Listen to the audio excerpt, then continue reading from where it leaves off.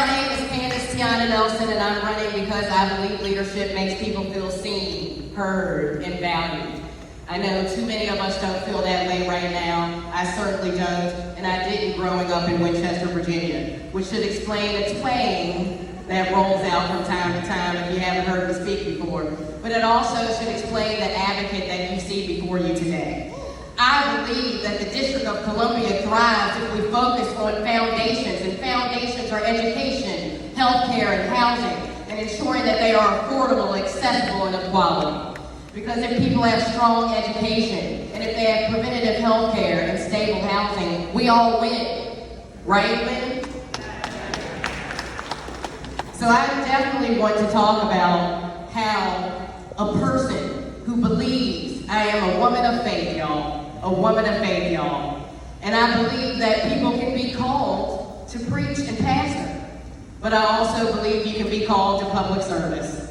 And I am called, confident and courageous. Standing here before you today, that I say that I am called to do the public service, but I am confident and courageous enough to fight for Wynn's agenda. To make sure that we have youth councils.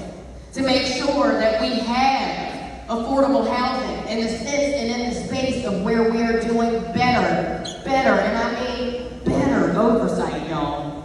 We have to elect someone who will actually understand what we're overseeing. So with my 5 government agencies that I've worked at, and serving as Brian Schwab's transition director, serving as the chief of staff to Councilmember Janice Lewis-George, I've had the opportunity to fight and to understand where we need our help, and I'm telling you guys, oversight is the most important thing. I am tired of seeing performative oversight in our city council.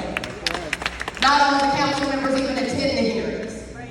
And then when you go there, it's like, oh, and the Oscar goes to. Because all they're doing is fighting back and forth between directors and the council members, and they're not paying attention to the needs. I think that we should have our council hearings at different times.